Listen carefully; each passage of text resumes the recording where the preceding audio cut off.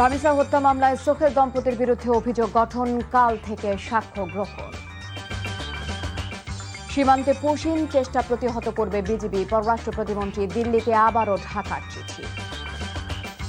ইসলামী ব্যাংকের নতুন চেয়ারম্যানের অপসারণ চেয়ে আন্দোলন, পুলিশের টিয়ার গ্যাস, লাঠিপেটা।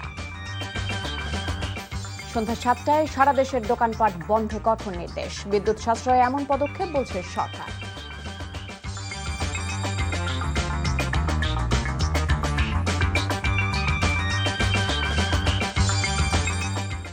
আসসালামু আলাইকুম, তাসরিমা নাহিদ আমন্ত্রণ জানাচ্ছি এনটিভির রাতের খবরে। ক্রাউন সিমেন্ট শিরোনাম দেখছিলেন, জানাবো পুরো খবর। রাজধানীর পল্লবীতে শিশু রামিসা আক্তারকে ধর্ষণ ও হত্যা মামলায় আসামি সোহেল রানা ও তার স্ত্রীর বিরুদ্ধে অভিযোগ গঠন করেছে আদালত। কাল থেকেই শুরু হচ্ছে মামলার সাক্ষ্য গ্রহণ। অভিযোগ গঠনের শুনানিতে নিজেকে ও তার স্ত্রীকে নির্দোষ দাবি করেছে প্রধান আসামি সোহেল রানা। রাষ্ট্রপক্ষ বলছে, সাজা থেকে বাঁচতেই বিভ্রান্তিকর বক্তব্য দিচ্ছে আসামি। নাহিদ প্রিন্সের রিপোর্ট। রাজধানীর পল্লবীর চাঞ্চল্যকর রামিসা হত্যাকাণ্ড বিচারের মুখোমুখি দাঁড় করাতে সোমবার সকালে কড়া নিরাপত্তায় ঢাকা মহানগর দায়রা জজ আদালতে আনা হয় মামলার প্রধান আসামি সোহেল রানা ও তার স্ত্রী স্বপ্না খাতুনকে। শুনানির শুরুতে রাষ্ট্রপক্ষের আইনজীবী আদালতে রামিসার উপর চলা নৃশংসতার বিবরণ তুলে ধরেন এবং আসামিদের সর্বোচ্চ শাস্তির দাবি জানিয়ে অভিযোগ গঠনের আবেদন করেন। অন্যদিকে আসামি পক্ষে রাষ্ট্র নিযুক্ত আইনজীবী আসামিদের নির্দোষ দাবি করে মামলা থেকে অব্যাহতির আবেদন জানান। উভয় পক্ষের শুনানি শেষে ঢাকা মহানগর শিশু সহিংসতা দমন ট্রাইব্যুনালের বিচারক মাসরুর সালেকিন আসামিদের বিরুদ্ধে অভিযোগ গঠনের আদেশ দেন।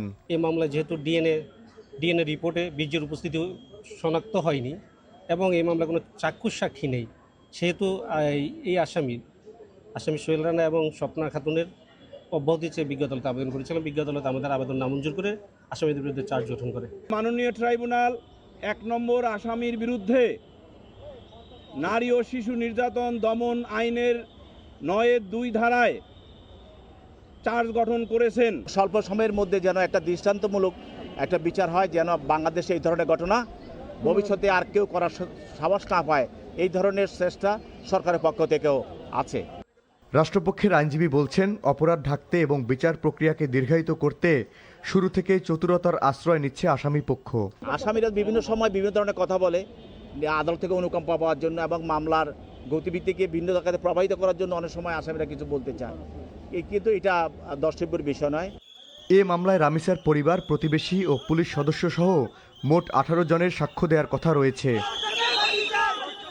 Nahid Prince, NTV news, Dhaka. Ad-din হাসপাতালে 6 নবজাতকের মৃত্যুর ঘটনার তদন্ত প্রতিবেদন 3 জুন জমা দেয়া হবে। হাসপাতালের ভেতরে বেকারির লাইসেন্স কিভাবে পেল সেটিও খতিয়ে দেখা হচ্ছে। এসব কথা জানিয়েছেন স্বাস্থ্যমন্ত্রী সরদার মোহাম্মদ সাখাওয়াত হোসেন। এদিকে বাণিজ্যমন্ত্রী খন্দকার আব্দুল মুক্তাদির বলেছেন, আগামী বাজেট হবে ব্যবসা ও বিনিয়োগ বান্ধব। রিপোর্টে জানাচ্ছেন ফাহাদ মোহাম্মদ। ঈদের ছুটির পর প্রথম কর্মদিবসে সচিবালয়ে ব্যস্ত সময় পার করেছেন মন্ত্রী, সচিব সহ সংশ্লিষ্ট কর্মকর্তারা। ঈদের আগে আদ্দিন হাসপাতালে 6 শিশু মৃত্যুর ঘটনায় স্বাস্থ্যমন্ত্রী সাখাওয়াত হোসেন সাংবাদিকদের জানান, ঘটনার তদন্ত প্রতিবেদন আগামী 3 জুন জমা দেওয়া হবে। তাছাড়া হাসপাতালের ভিতরে কিভাবে বেকারির লাইসেন্স পেল সেটিও খতিয়ে দেখা হচ্ছে বলে জানান মন্ত্রী। মর্মান্তিক শিশু মৃত্যুর ঘটনা ঘটেছে আদ্দিন হাসপাতাল মগবাজারে। একটি তদন্ত কমিটি হয়েছে, তদন্ত হবে। 3 দিনের ভিতরে সেই তদন্ত রিপোর্ট 3 তারিখের মধ্যে দাখিল হবে। এটার তদন্তে আইনানুগ জড়িত যতটুকুন আছে তা জানার জন্য একজন মা মামলা করেছেন। কাজে একটা ফৌজদারি কেসে একের অধিক মামলা গ্রহণযোগ্য নয় এবং আইনসিদ্ধ নয়। কোনো কারণে যেন আইনি ফাঁকফোকরের মাধ্যমে প্রকৃতপক্ষে যদি কেউ দোষী হিসেবে চিহ্নিত হন কিংবা ব্যক্তি বা প্রতিষ্ঠান, তারা যেন কোনো পান না পান, সে বিষয়টির আইনগত পরামর্শ দেওয়ার জন্যই থাকবেন। বাণিজ্যমন্ত্রী খন্দকার আব্দুল মুক্তাদির বলেছেন, আগামী জাতীয় বাজেট হবে ব্যবসা ও বিনিয়োগ বান্ধব। বাজেট অর্থমন্ত্রী মহোদয়ের বিষয়, অর্থ মন্ত্রণালয়ের বিষয়। আমার পক্ষে সমীচীন হবে না, তবে এটুকু আমি বলতে পারি, আগামী বাজেট যেটি হবে সেটি ব্যবসা বান্ধব হবে, বিনিয়োগ সহায়ক হবে। মূলধারার সাংবাদিকদের উপর হামলা কোনোভাবেই বরদাস্ত করা হবে না এবং এ ব্যাপারে সরকার জিরো টলারেন্স নীতি গ্রহণ করবে বলে জানান তথ্য ও সম্প্রচার মন্ত্রী জহিরুদ্দিন স্বপন। মূলধারার সকল গণমাধ্যমের পেশাগত দায়িত্ব পালনের ব্যাপারে সরকার সর্বোচ্চ সহযোগিতা অবলম্বন করবে। এক্ষেত্রে মূলধারার গণমাধ্যমের পেশা চর্চার ক্ষেত্রে কোনো ধরনের কোনো অনৈতিক বাধাকে আমরা মোকাবেলা করার ক্ষেত্রে জিরো টলারেন্সের নীতি অবলম্বন করব। নির্বাচিত সরকারের সময়ে এবারই সবচেয়ে আনন্দমুখর পরিবেশে জনগণ ঈদ উদযাপন করতে পেরেছেন বলেও দাবি করেন তথ্যমন্ত্রী। Fahad Mohammad, NTV news, Dhaka. ঈদুল আজহার ছুটি শেষে শুরু হয়েছে অফিস আদালতের কার্যক্রম। ছুটির পর প্রথম কর্মদিবসে সকাল 9টায় সচিবালয়ের কার্যালয়ে আসেন প্রধানমন্ত্রী তারেক রহমান। কর্মকর্তা কর্মচারীদের সাথে ঈদ শুভেচ্ছা ও কুশল বিনিময় করেন তিনি। এ সময় প্রধানমন্ত্রীকেও ঈদ শুভেচ্ছা জানান কর্মকর্তা কর্মচারীরা। পরে নির্ধারিত কয়েকটি সৌজন্য সাক্ষাতে অংশ নেন প্রধানমন্ত্রী। এছাড়া সচিবালয়ে মন্ত্রীদের দপ্তরেও দেখা গেছে ঈদ পরবর্তী প্রথম কার্যদিবসে কুশল বিনিময়ের চিত্র।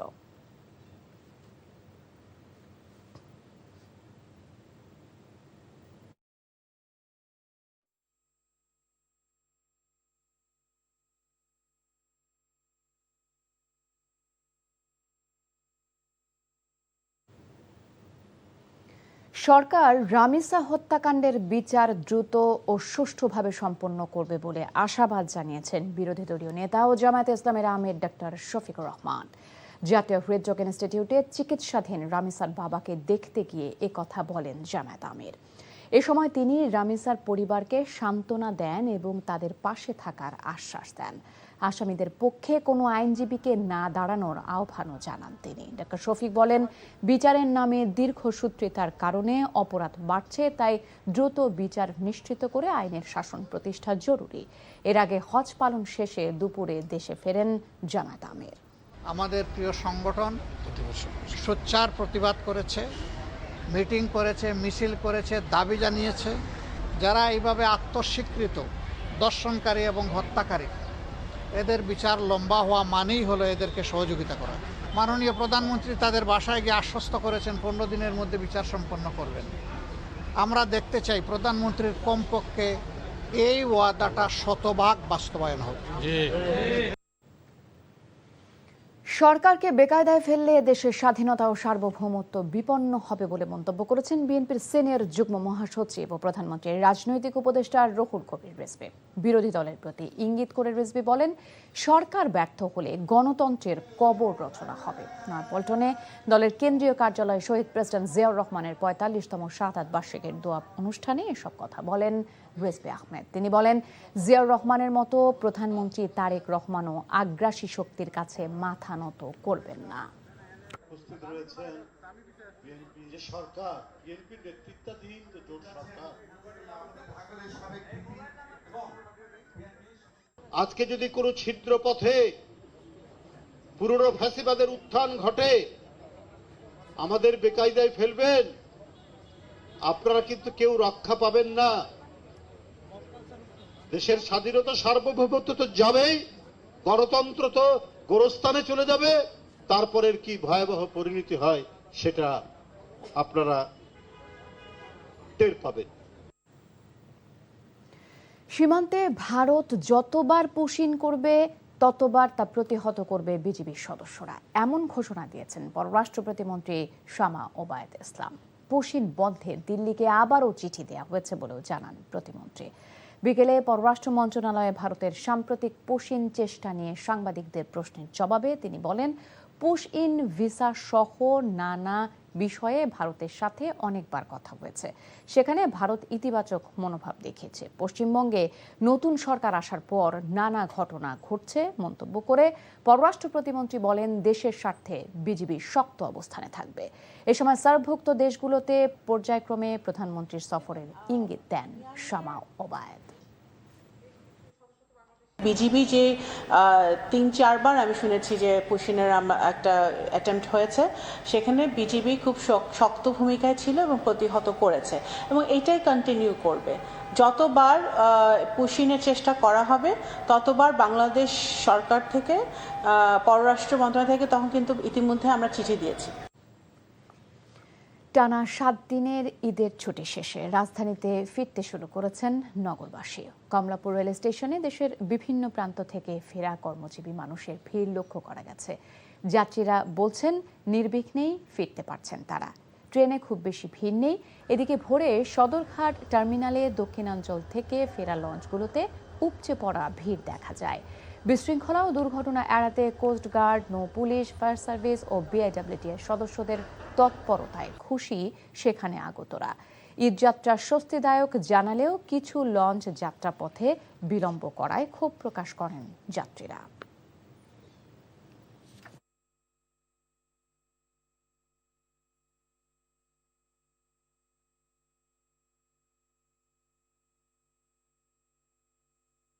কোনো ধরনের কোনো সমস্যা হয় না, শান্তিপূর্ণভাবে আমরা ফিরতে পারছি আলহামদুলিল্লাহ। সিন্ডিকেট করে প্রতিবার আসার সময় মাছ নামায় আর আমাদেরকে এত লেট করে আনায়। যে লঞ্চ আধার কথা 3টা বাজে মাত্র 6টা বাজে নামাই দিছে। যাতায়াত ব্যবস্থাটা আগের চেয়ে অনেক সুবিধা হইতেছে। আগে যেরকম দুর্ঘটনা হইতো লঞ্চ ঘাটে, এখন মোটামুটি যে পুলিশ গার্ডরা আছে যারা আছে তারা মোটামুটি সবকিছু নিয়ন্ত্রণ করতেছে। অন্যদিকে প্রিয়জনদের সঙ্গে ঈদের আনন্দ ভাগাভাগি শেষে দক্ষিণাঞ্চলের 21 জেলার প্রবেশদ্বার খ্যাত দৌলতদিয়া পাটুরিয়া নৌরুট দিয়ে রাজধানী সহ বিভিন্ন কর্মস্থলে ফিরছেন হাজারো মানুষ। লঞ্চ ঘাটে যাত্রীদের উপস্থিতি ছিল তুলনামূলক বেশি। অনেকে দ্রুত গন্তব্যে পৌঁছতে লঞ্চে নদী পার হচ্ছেন। ব্যক্তিগত যানবাহন, মোটরসাইকেল, মাইক্রোবাস এবং যাত্রীবাহী বাসেও ফেরি পারাপার হয়ে রাজধানীর উদ্দেশ্যে রওনা দিচ্ছেন অনেক মানুষ। ঘাট সংশ্লিষ্টরা জানান, গত ঈদ উল ফিতরে একটি যাত্রীবাহী বাস নদীতে ডুবে 26 জনের প্রাণহানির ঘটনার অভিজ্ঞতা থেকে শিক্ষা নিয়ে এবার বিশেষ নিরাপত্তা ব্যবস্থা নেওয়া হয়েছে। 3, 4 এবং 7 নম্বর ঘাট সচল আছে। তো আমাদের বহরে থাকা ফেরিগুলি এবং দৌলতদিয়া প্রান্তিকে থাকা সচল থাকা ঘাটগুলির মাধ্যমে পারাপারের জন্য আগত সকলকে আমরা নিরাপদে স্বাচ্ছন্দ্যে পারাপার করতে সক্ষম হচ্ছি ইনশাআল্লাহ। রাজধানী সহ সারা দেশের সব শপিং মল, বিপণী বিতান, মার্কেট ও খুচরা দোকানপাট আবারও সন্ধ্যা 7টার মধ্যে বন্ধ করার কঠোর নির্দেশ দিয়েছে সরকার। বিদ্যুৎ সাশ্রয় কার্যক্রম আরও জোরদার করতে বিদ্যুৎ, জ্বালানি ও খনিজ সম্পদ মন্ত্রণালয় এই সংক্রান্ত জরুরি আদেশ জারি করে। নির্দেশনায় জানানো হয়েছে, ঈদ উৎসব ও পরবর্তী বিশেষ সুবিধার নির্দিষ্ট মেয়াদ শেষে 1 জুন থেকে আবারও আগের সিদ্ধান্ত বহাল করা হয়েছে। এর ফলে এখন থেকে রাত 10টার পরিবর্তে দেশের সব ধরনের ছোট বড় shopping mall, super shop, market ও কাঁচা বাজারকে ঠিক সন্ধ্যা 7টার মধ্যে তাদের সব ধরনের বাণিজ্যিক কার্যক্রম সম্পূর্ণভাবে শেষ করতে হবে। শারীরিক অসুস্থতার কারণ দেখিয়ে পদত্যাগ করেছেন পার্বত্য চট্টগ্রাম বিষয়ক মন্ত্রী দীপেন দেওয়ান। সকালে প্রধানমন্ত্রী বরাবর জমা দেয়া পদত্যাগ পত্রে তিনি উল্লেখ করেন, মন্ত্রী হিসেবে দায়িত্ব গ্রহণের পর থেকেই তিনি শারীরিকভাবে অসুস্থ। এতে দায়িত্ব পালনের ক্ষেত্রে নানাবিধ সমস্যা তৈরি হবে। সরকারের উন্নয়ন ও প্রশাসনিক কাজের গতিশীলতার স্বার্থে তাকে অব্যাহতি দেবার আবেদন করেন দীপেন দেওয়ান। তার এই আবেদনের প্রেক্ষিতে পদত্যাগ গ্রহণ করেন প্রধানমন্ত্রী। প্রবীণ রাজনীতিবিদ ও সাবেক মন্ত্রী তোফাল আহমেদ মারা গেছেন। ইন্না লিল্লাহি ওয়া ইন্না ইলাইহি রাজিউন। আজ বেলা 3:30টায় রাজধানীর স্কয়ার হাসপাতালে চিকিৎসাধীন অবস্থায় মারা যান তিনি। পরিবারের সদস্যরা জানান, দীর্ঘদিন ধরে বার্ধক্যজনিত নানা জটিলতায় ভুগছিলেন তোফাল আহমেদ। ধানমন্ডি তাকুয়া মসজিদ প্রাঙ্গণে বাদ মাগরিব তার প্রথম জানাজা অনুষ্ঠিত হয়। আগামীকাল নিজ জেলা ভোলায় দ্বিতীয় জানাজা শেষে নিজ গ্রামে শায়িত হবেন তোফাল আহমেদ। তোফাল আহমেদ 1943 সালের 22 অক্টোবর ভোলা সদর উপজেলার দক্ষিণ দিঘলদি ইউনিয়নের কোরালিয়া গ্রামে জন্মগ্রহণ করেন। কার্যক্রম নিষিদ্ধ আওয়ামী লীগের উপদেষ্টা পরিষদের সদস্য ছিলেন তোফাল আহমেদ। এর আগে নিষিদ্ধ ছাত্রলীগের সভাপতি হিসেবেও দায়িত্ব পালন করেন তিনি। হেলিকপ্টারে ঢাকা ভোলা নিয়ে যাওয়া হবে, সেখানে জানা যাবে সরকারি স্কুল মাঠে। ওইটা বাদ জহুর তো তারপর সময় যোগ তার বাপ মার কবরের সাথে আমার বোন যে তার যে ওয়াইফ পাশাপাশি। বিসিবির নির্বাচনী প্রক্রিয়া নিয়ে আলোচনা করতে ঢাকা এসেছেন আইসিসির 2 সদস্যের প্রতিনিধি দল। ক্রিকেট দক্ষিণ আফ্রিকার মোহাম্মদ মুসাজে ও জিম্বাবুয়ে ক্রিকেটের তাভেঙ্গুনিয়া মুকুলানি আসেন এই প্রতিনিধি দলে। আইসিসির সংবাদ বিজ্ঞপ্তিতে বলা হয়, বিসিবি নির্বাচনী প্রক্রিয়া সহ বাংলাদেশের পরিস্থিতি নিয়ে অংশীজনদের সঙ্গে আলোচনা করতে প্রতিনিধি দলের বাংলাদেশ সফর। এদিকে আইসিসির সবশেষ বোর্ড সভায় একাধিক নতুন সিদ্ধান্ত এসেছে। ফ্র্যাঞ্চাইজি লিগগুলো ক্রিকেটের জনপ্রিয়তা ও অর্থনৈতিক সম্ভাবনা বাড়ালেও আন্তর্জাতিক ক্রিকেটের দীর্ঘমেয়াদী স্বার্থ রক্ষায় একটি সমন্বিত কাঠামো প্রয়োজন বলে আলোচনা হয়েছে। এদিকে আলোক স্বল্পতা থাকলে দিনের আলোতে এখন থেকে 2 দলের সম্মতিতে টেস্ট ক্রিকেটে গোলাপি বল ব্যবহার করা যাবে। ঈদের বিরতি কাটিয়ে কাল মাঠে ফিরছে ঢাকা প্রিমিয়ার লিগ। আগামীকাল 8ম রাউন্ডে মিরপুর শেরেবাংলা জাতীয় স্টেডিয়ামে লেজেন্ডস অফ রূপগঞ্জের মুখোমুখি হবে টেবিলের শীর্ষে থাকা মোহামেডান স্পোর্টিং ক্লাব। একই সময়ে 5 ভেন্যুতে মাঠে নামবে লিগের বাকি 10টি দল। নিলয় মজুমদার জানাচ্ছেন বিস্তারিত। ঢাকা লিগের 8ম রাউন্ড শুরু হওয়ার আগে কাগজে কলমে আরও শক্তিশালী হয়েছে শীর্ষে থাকা মোহামেডান। ফিরেছেন তাসকিন আহমেদ। গত মৌসুমে আবাহনীতে খেলা নাহিদ রানা এবার খেলবেন মোহামেডানের হয়ে। জাতীয় দলের এই 2 তারকা ছাড়াও বোলিংয়ে এবাদত, রিশাদ সাইফুদ্দিন এবং বিজয় নাইম শেখ, পারভেজ ইমন, হৃদয় মুশফিকদের নিয়ে সাজানো ব্যাটিং লাইন আপ নিয়েও নিজেদের নিরাপদ মনে করছেন না মোহামেডানের কোচ। বেশি স্টার প্লেয়ার বা বেশি অতিরিক্ত প্লেয়ার হবে বা সমকক্ষ অনেকগুলো স্টার প্লেয়ার হলে একটা সমস্যা হয়। মোহামেডান এই বছর অনেক সমৃদ্ধ। আশা করি ইনশাল্লাহ এখন পর্যন্ত আমরা পয়েন্ট টেবিলের শীর্ষে আছি। তো এটা সবাই যেরকম আমরা খেলে আসছি এটা যদি বজায় থাকে এবং ভাগ্য যদি সহায় হয় ইনশাল্লাহ আমরা আমাদের লক্ষ্যে পৌঁছাতে পারবো। শীর্ষে থাকলেও স্বস্তিতে নেই মোহামেডান। 7 ম্যাচে 6 ম্যাচ জিতে শীর্ষে দলটি, তবে সমান সংখ্যক ম্যাচে 5 জয় নিয়ে তাদেরই পেছনে অবস্থান করছে আবাহনী, প্রাইম ব্যাংক ও লিজেন্ডস অফ রূপগঞ্জ। তাই বাকি থাকা 4 ম্যাচেই জয়ের বিকল্প দেখছেন না দলটির কোচ। না, এখানে হলো যে যদি 2টা টিম একটা অবস্থানে থাকে তখন হইলো আপনি হেড টু হেডের জায়গায় আসে। আর যখন নাকি অনেকগুলো টিম একটা পয়েন্ট টেবিলে থাকে তখন হলো রান রেট যে বেশি। সো আমাদের রান রেট অন্যদের চেয়ে অনেক বেশি। সো এদিক দিয়েও চেষ্টা করেছি আমরা এগিয়ে থাকার জন্য যদি কোনো সময় এটা প্রয়োজন হয়। আর আল্লাহ না করুক আমরা যাতে কারোর সাথে না হারি। মঙ্গলবার পূর্ণ শক্তি নিয়ে মাঠে নামবেন লিজেন্ডস অফ রূপগঞ্জ। দলে ফিরবেন জাতীয় দলের 3 তারকা লিটন, মিরাজ ও শরীফুল। Niloy Majumdar, NTV news, Dhaka. নতুন কোচ থমাস ডুলির তত্ত্বাবধানে জাতীয় দলের জার্সিতে মাঠে নামতে মুখিয়ে আছেন সমিত সোম। ফিফা ফ্রেন্ডলি ম্যাচ খেলতে ইউরোপের দেশ সান মেরিনোতে বাংলাদেশ দলের সঙ্গে যোগ দিয়ে এসব কথা বলেন তিনি। দীর্ঘ যাত্রা শেষে সান মারিনোতে পৌঁছেছে জামাল ভুঁইয়ারা। ঢাকা থেকে প্রথমে ইটালিতে পৌঁছায় বাংলাদেশ দলকে বহনকারী বিমানটি। সেখান থেকে সড়ক পথে রাজধানী সিটি অব সান মারিনোতে পা রাখে থমাস ডুলির দল। আগামী 5 জুন সেরাভালের সান মারিনো স্টেডিয়ামে মুখোমুখি হবে 2 দল। হামজা চৌধুরী ইংল্যান্ড আর সমিত সোম কানাডা থেকে দলের সঙ্গে যুক্ত হয়েছেন। এই ম্যাচ দিয়ে প্রথমবার ইউরোপের মাটিতে খেলবে বাংলাদেশ দল। কোচের সাথে দেখা করছি ফার্স্ট টাইম, সো এটা খুব ভালো ছিল। Looking forward to working with him and hopefully আমরা সবাই একসাথে ভালো করতে পারবো। দর্শক, এই ছিল রাতের খবরে। এই খবরের ভিডিও সহ আপডেট জানতে ভিজিট করুন এনটিভি অনলাইন www.ntvpd.com। এছাড়াও এনটিভির জনপ্রিয় সব অনুষ্ঠান ও খবরের আপডেট জানতে ভিজিট করুন আমাদের ইউটিউব ও ভেরিফাইড ফেসবুক পেজে। রাত 1টায় মধ্যরাতের খবর দেখার আমন্ত্রণ রইল। ধন্যবাদ সবাইকে।